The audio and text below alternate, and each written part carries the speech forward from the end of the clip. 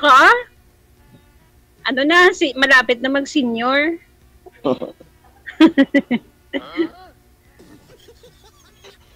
Edad po, ma'am. Ilang taon po kayo, ma'am? 59? Malapit na. Yambal ay sabihin mo, ilang taon ka na? Ako, mga 50. Ako. 50. Okay. Okay.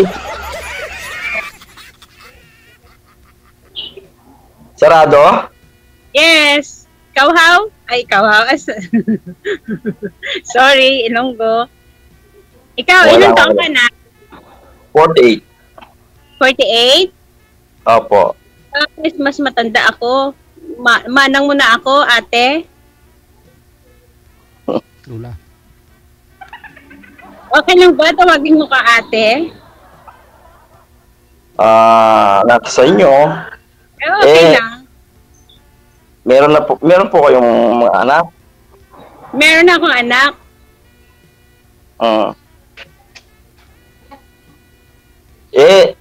Sarili niyo pong bahay yan? Yes. Ano pong nagtatrabaho pa po kayo? Meron, pero ngayon wala na. Ano po nung nagtatrabaho niya? May trabaho, pero Sabado, ma'am, wala kayong pasok, ganon. Ibig sabihin. Wala. Amo na kaya okay na rin na nakipag ako kasi wala ang pasok. Kasi, pero meron po kayong regular na trabaho? Yes. Monday to Friday? Monday to Friday. Pero Saturday wala. Hirap kasi pag sinabi mong mayroon, pero ngayon wala. Hirap kasi intindihin, ma'am.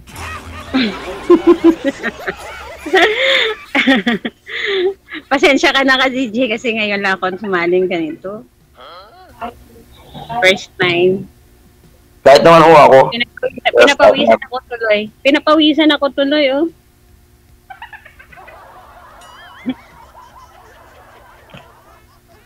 Pareho naman tayo, first timer dito sa group na to. Oh, talaga? Group. Anong group?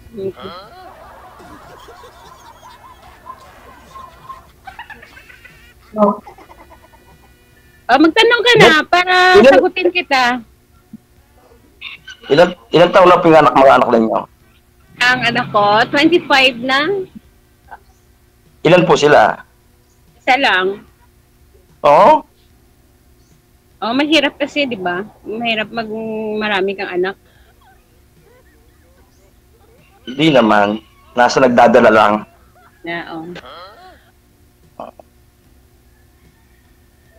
Kasing edad lang nung panganay ko. Okay. Ilang taon na ba? Ilang anak mo? 3, puro babae. Okay, 3 Marias.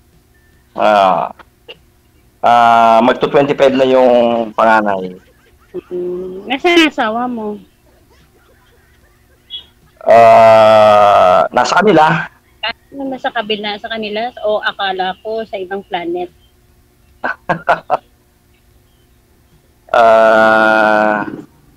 Merong 1 year na kaming Hiwalay? Maaga pa. Hindi pa ka naka-move on. Oo. Siyempre mga ganon, di ba? Bago lang naman kayo malay mo, di ba? Ma-together again ka mo. Sa totoo lang, yung 3 anak ko, 2 yung mother. Oh. Yung panganay ko, hindi yung panganay ko, yun sa una kong wife, kasal ako doon. Nagkahiwalay kami 2004. Tapos, nung nag-abroad ako, sa Korea, doon ko nakilala yung ating second wife. Ikaw pala naghanap doon. Hindi pala trabaho yung hanap mo doon, kundi asawa. Hindi naman. Trabaho, ma'am. Trabaho po pinunta ako doon. Kaya lang, siyempre, Alam mo naman may asawa ka pala sa Pilipinas. Bakit Hindi, naghahanap wala. ka? hiwalay na po ako noon. Nung nagpunta ako doon. Hmm. And then, dun po ako nakatagpo ng nakasama ko. Nagkaroon po kami ng 2 anak. Babae din. Tapos ngayon, nag-iwalay din kayo. Opo. Yeah, okay. Kayo Tapos po ba ngayon, po? ha? Kailan pa kayo hiwalay? Matagal na. Kailan mo yung matagal na yan? Matagal na. 25 years. Sa loob po ng 25, sa loob ng 25 years, hindi Yes, mo naisipan? Hindi ako nag-isip na nag-asawa ulit. Bakit naman? Ayaw ko eh. Ngayon, plano nyo? Kasi syempre maghahanap ng mga kaibigan dito, di ba? Yeah, opo. Pag gano'n lang naman yun eh. Opo, pwede naman pong tayo maging magkaibigan. Paano tayo magbabanding? Ang layo-layo mo. Oo nga, Negros. Iloilo ako, Pampanga ka. Kaya- Pwede naman yun Kaya na. nga. Lipad ka na Ah? lang. Lilipad ka. Shoulder mo. Ay, ganon. Ganon. Kasi ako ngayon wala akong trabaho. Kaya pala. Oo, Maghanap pa ng trabaho. Di ba? May mga anak ka. Kailangan mo rin yun. Magsuporta sa kanila.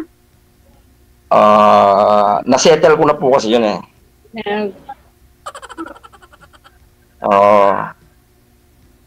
Kumbaga, na-settle ko na yung sa education nila. Ang ginawa ko is, binenta ko yung bahay ko. Ano yun? Story? Malala mo kaya? Binenta ko yung bahay ko para sa mga anak ko. Ngayon nangungupahan ako sa apartment. Bininta mo yung bahay mo, samantalang nangupahan ka. Dapat wala mo na lang bininta. Kaysa ganun din yun. Nag-aaksaya ka pa ng ano. Paano ko mabibigay yung nila, yung... Hindi, maghanap pa ng trabaho. Di ba? Bata pa naman ka Marami Hindi. naman Kasi nagka-conflict ang mga Nagka-conflict ang mga credential ko. Anong credential? Kasi nung nag-abroad ako, year 2002, nagpunta ako ng Korea. Then, legal ako doon. Pero nag-jump ako, naging illegal. Ba't ganun? Oo, nag-TNT ako doon. Then, nahuli ako, napadeport ako ng 2009.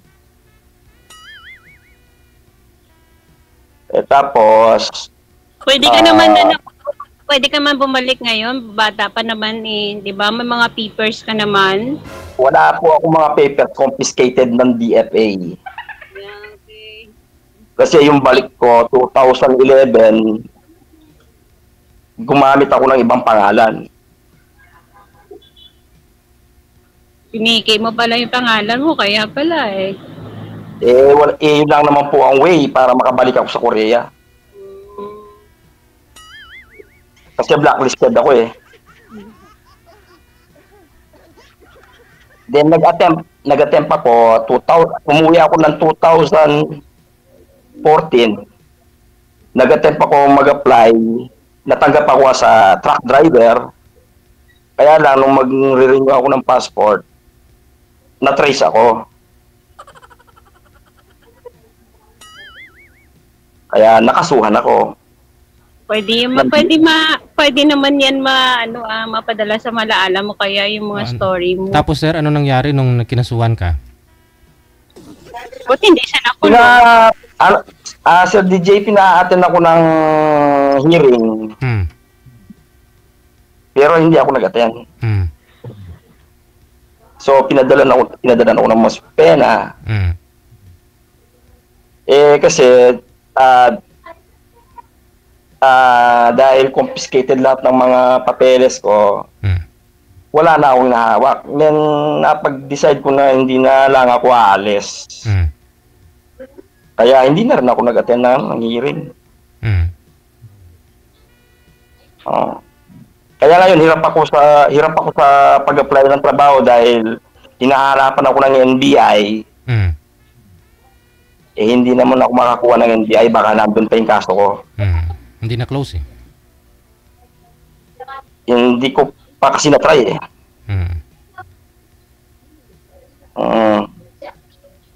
Hindi ko nga rin kasi alam kung kanino ako lalapit. Matagal. Anong year na po yun, sir? Matagal na? Alin, sir? Yung nung kinasuhan ako? Kinasuhan ka? 2015. Matagal na, 10 years na. Pero after po nun, hindi na po kayo na-employ dito sa Pilipinas? Hindi na, pero nag-business ako. Nag-business kami nung wife ko. Nagtayo ako ng motorcycle shop. Kasi yung wife ko, meron kaming bahay sa Lipa, Batangas.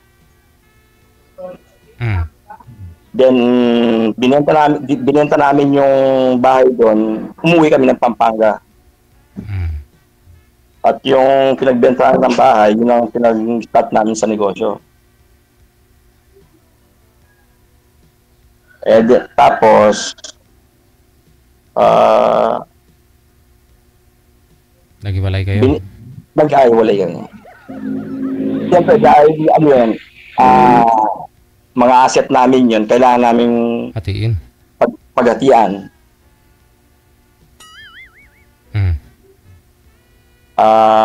Doon na nabenta uli yung bahay na tinitira namin dito sa Pampanga.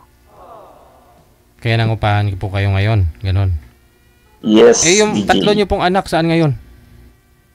Nasa mami nila. Yung una, isa lang po yun doon sa nanay niya, tapos itong dalawa, andun din sa nanay. Yes. Actually, maganda naman ang buhay eh. Lalo na yung una. Kasi yung una kong anak ano na siya ngayon, na babae, piloto. Ngayon siya na siyang licensee na piloto.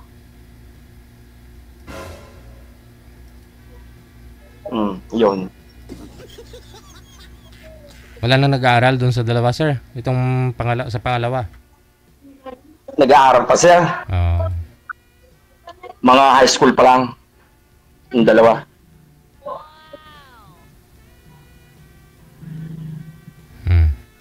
Yan ang buhay ni Sir Ma'am, no? Ikaw? Ako, medyo makalimuot. Ganyan lang ang buhay. May mga pagsubok.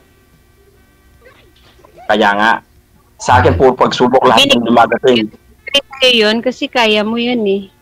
So, ibig sabihin, para makilala nyo po, ma'am ba? Yun po yung kwento ng buhay niya. Ikaw naman po, magkwento po kayo. Hindi, wala naman ako kwento. Wala akong kwento. Kasi 25 years na po kayong hiwalay. Yung anak mo, 25 years. Ano po yun? Disgrasya? Okay naman ako. Disgrasya nangyari, ma'am? Ano po kayo? Buntis nung iniwan? Kaya nga. Meron na pa. Oo. Disgrasyada. Ba't natatawa ka? Huwag mo maliitin yung ganun. Hindi ko minamaliit. Maraming case din naman ganyan eh. Maraming na rin akong na-encounter na at yung maraming na-disgrasya talaga. Yung pag nabuntis, iniiwan na. Oo. Hindi pinananagutan yung ginawa nila. Anak. Siguro isa ka ng victim doon, di ba?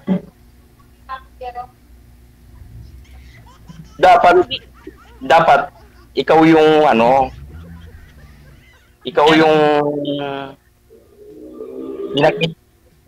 pinamukha mo sana doon sa tatay nung anak mo na kaya mo siyang palitan.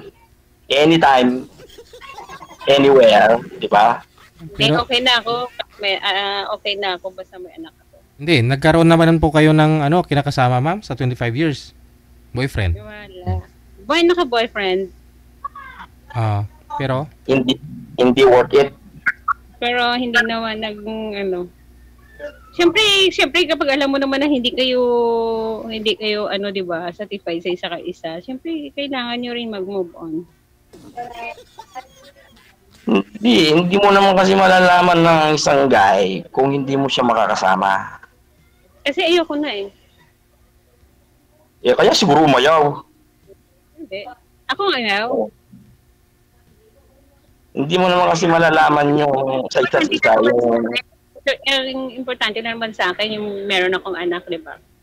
Yan naman ang hinihingi ko. Hindi ko naman kailangan yung magkaroon ako ng partner. Kontento ka na doon. Kontento ka na doon. Oo, kontento na ako. Happy na ako. Pero nagkikita yung anak mo tsaka yung tatay niya. Patay naman eh. Ay, sorry. Karma. Huwag mo sabihin karma ha. Mabait kahit wala yun, mabait yun. Tinalikuran niya yung responsibilidad niya sa'yo. Hindi Diba? Hindi naman niya tinalikuran. Ako lang nagtalikod sa kanya. Ganon? Yes. Ikaw pa parang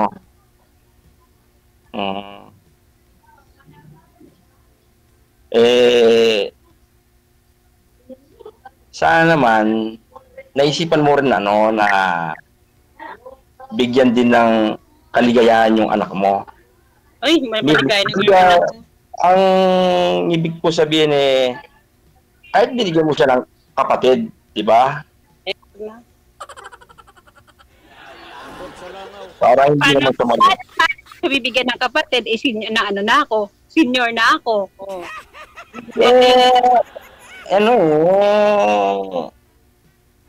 Sinayang mo yung panahon na nung ikaw ay Hindi ko naman sinayang. Hindi ko naman sinayang basta enjoy ka na lang sa pagiging enjoy. single mother. Oo, syempre. Hindi ka naboboard. Hindi ako nag-board. Hindi mo naisip yung sa tuwing gabing matutulog ka, wala kang kwentuhan. Marami naman akong kaibigan Pwede kwentuhan ko naman. Iba naman kasi yun. Di ba? Man-hated ka siguro nung time na yun. Hindi naman. Oo.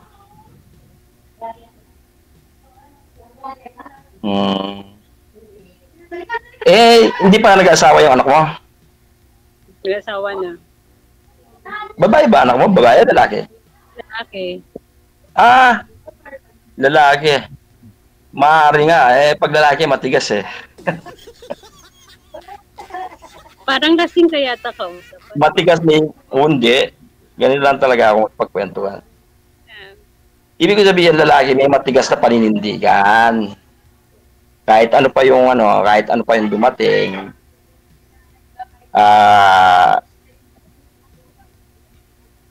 Anggap, hindi madaling masaktan. 'Di ba? Mabilis makapag-move on. Mostly, tulad ko, ang bilis kong naka-recover. Kasi nasanay din ako Nasanay na din.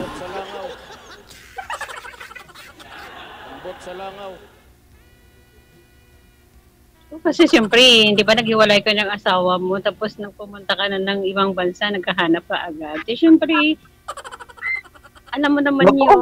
Okay, naganap ako dahil iwalay na.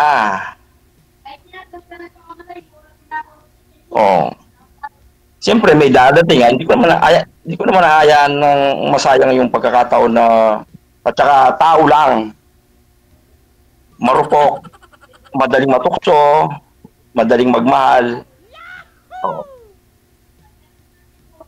Diba?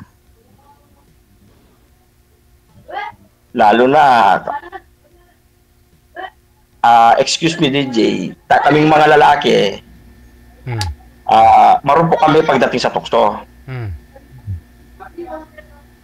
Di ba, sir? Hmm. Natural lang sa aming mga lalaki. Hmm. At hindi pangit sa aming mga lalaki sa yung ganong sa mga babae. Mga babae, ano? Pag madaling matukso ang mga babae. Depende sa babae. Oh, hindi ko alam. Pero yun ang ano ko. Yung mga babae.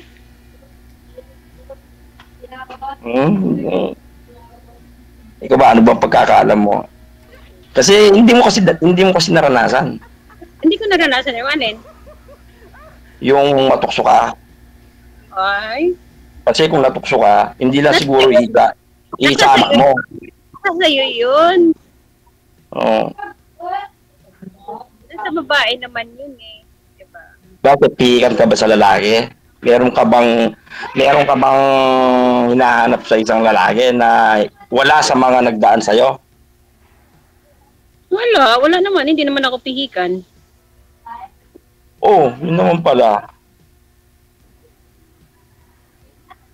Bakit umaabot ka sa ganyang edad? Siyempre, ginusto ko to eh.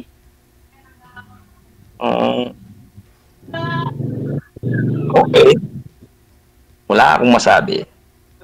Thank you. Thank you so much.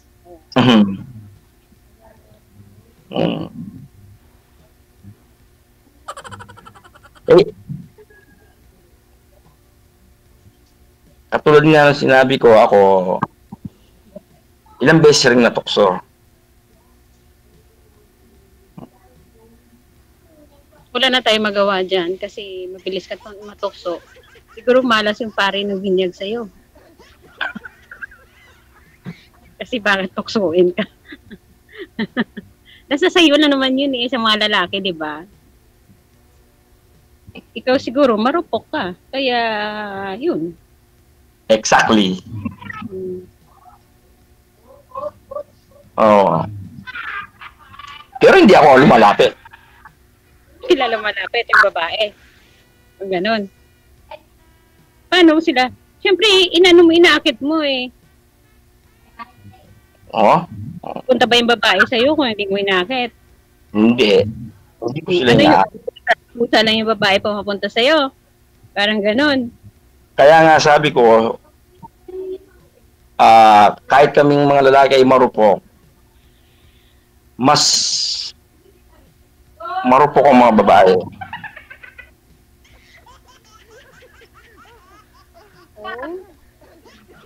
Oh! Hindi lahat ng babae. Hindi ko na sinabing yung lahat. Karamihan. Dahil pang ng mga babae ang mga lalaki pagdating sa Di ba, sir? DJ? Ano yun? Ano yun? Ewan ko, umbot sa langaw.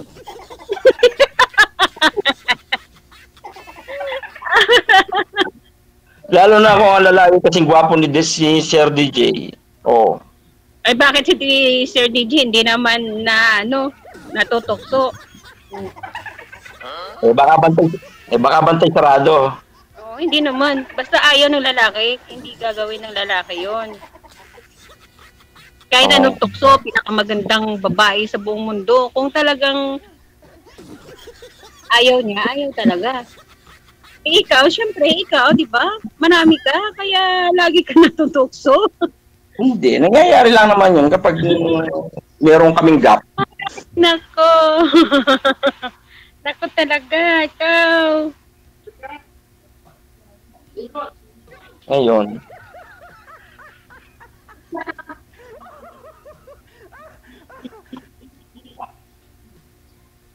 May apo ka na? Meron na. Senior na nga. Senior na nga ako. May apo na eh. Siyempre. Hindi, kahit naman ako, may mga apo na, kaya lang sa mga pinsan. Pero sa mga anak ko, wala pang nag-asawa.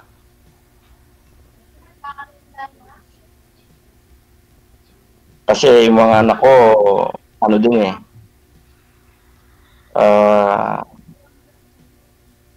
kumbaga, inuuna muna nila yung kinabukasan nila. Kaya pinagpapasalamat ko din sa Diyos yun. Kahit hindi nila ako nakapili.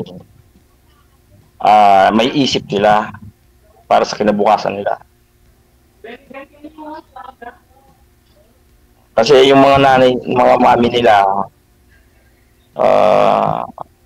Wala kaya masyadong signal dyan. Okay naman signal niya, ma'am. Okay, klaro po si sir eh. Sa inyo po medyo malabo, ma'am.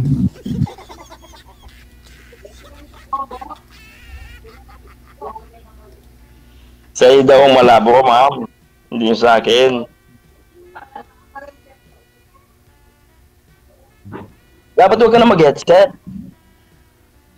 Ano ba yan? Cellphone o desktop? Ano yung gamit mo? Cellphone? Desktop? Cellphone? Cellphone. Oo. Hindi ano eh. Ang signal mo ang ano.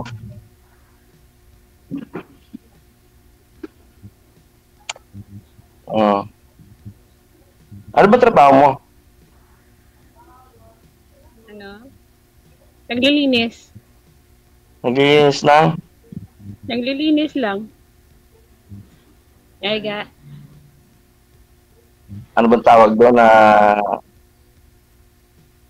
ano bang tawag doon? Minesweeper, ano? Ano? Ano bang tawag doon sa mga yun? Minesweeper, ano ba? Oh, naglilinis na ako sa eskwelahan. Ayun, sa eskwelahan. Maintenance. O, kaya pala Lunes hanggang Biyernes lang. Oo, walang pasok. Oo, kakala ko kasi sa mall eh. Hindi ako Oo. sa eskwelahan ako. Kasi kung sa mall, di ba, occupy lahat ng ano, ng araw.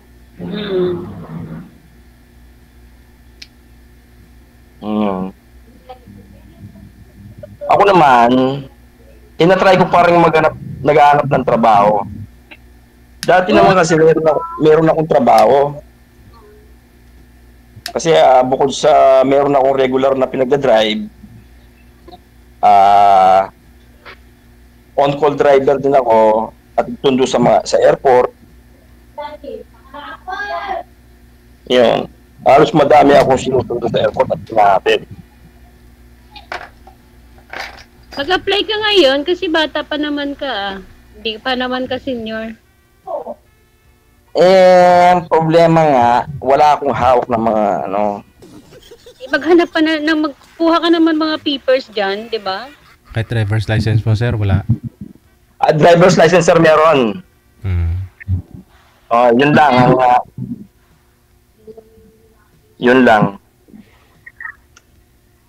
Driver's license ko mo. Kasi 17 years old pa lang ako, naging family driver na ako sa Manila eh. Inaatid sundo ko na yung pinsan kong doktora, nag-aaral sa Dasma Cavite, atid sundo ko na doon. Nung year 1993, nagda-drive na ako sa Manila. Then, nakakuha ako ng driver's license, professional kaagad. 1, 2, 3 ang restriction ko. Hindi ako nagdaan sa mga ano. Pero ano yung license ko. Kasi, meron kasi akong tuhin na general. Pwede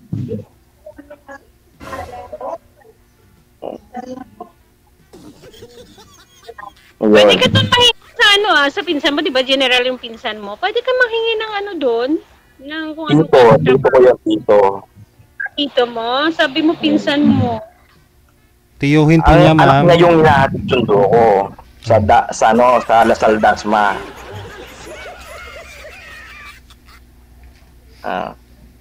Hindi ko na pwedeng hatid sundo yung truwin ko. Marunong mag-drive yun, may sarili sa sakyan. Ay sa ngayon wala kang trabaho. Matagal na mula nung last year April.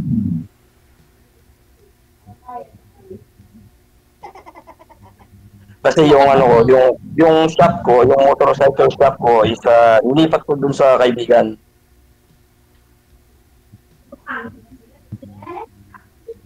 Hindi ko na-operate kasi nga nabenta yung bahay ko, kasama dun yung building ng shop ko. Saan ka kukuha ng mga pagkain mo kasi wala kang trabaho? Hindi naman pwede hindi ka kakain araw-araw. Dapat maghanap ka na ng trabaho para meron ka ring income. Oo, yun na nga. Plan ko na rin yun. Siyempre hirap ka, wala kang trabaho. Di ba? At saka meron naman may mga anak ka naman, kailangan din isuportahan mo yun. Di ba meron ka pang anak na nag-aaral sa ngayon? Yun nga ang i-provide ko na yung nila. Yun nga pinagbentahan ng bahay.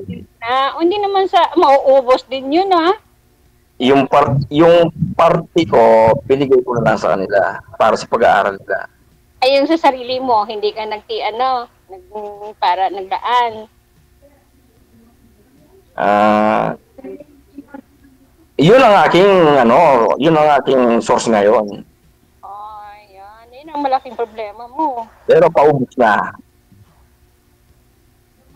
Samtang habang hindi pa nauubos, naghahanap ka na ng niya para hindi mauubos yung pera mo, hindi na magagalaw. Yung kung may trabaho ka na, yun na lang ang gagastusin mo. Diba? Kaysa maubos, pagka naubos, wala kang trabaho, patay ka. Hindi naman. Marami pa rin naman ang dumadamay. Hindi sa lahat dumadamay sa iyo, Hindi araw-araw yun, Siyempre, sabihin nila, malaki yung katawan mo, bakit hindi ka naghahanap? Malakas pa naman. Diba? Dapat kailangan sa ngayon, maghahanap ka ng trabaho. Hindi yan puro lang upo, kung ano lang yun, parang ganon. Mahirap yun Meron naman ako sideline nga. Dahil on-call driver ako. Minsan nakakapag-drive. Nakaka-extra. Kahit ano namang sasakyan yan.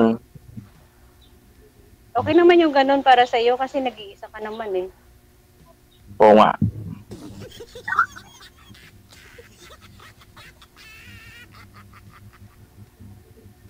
Sarili mo naman ang binubuhay mo, kaya kontento ka na sa ganun.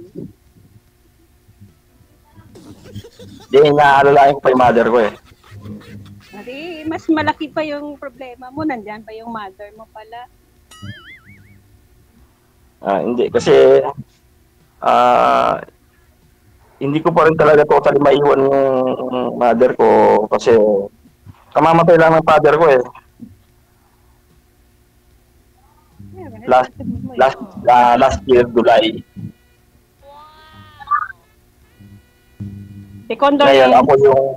Ngayon ako yung nag-asikaso dun sa pensyon ng tatay ko para mailipat sa nanay ko. Bakit matagal na yun, hindi pa? Hindi pa ba na-transfer? Na-transfer na, pero meron pa rin akong lahat yung kanyang ATM na ini-issue ng ng GSIS. Yun na lang ang inaasikaso ko. Nilalakad ko.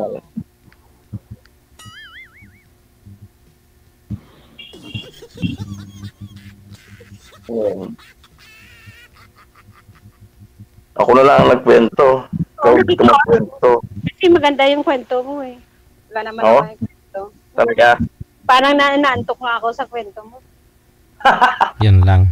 Sige. I-off cam ko na po kayo ha. Baka makatulog pa si ma'am. Tuloy-tuloy po yung pag-uusap ninyo sa off cam. Maraming salamat. Good luck. Bye. Thank you, sir.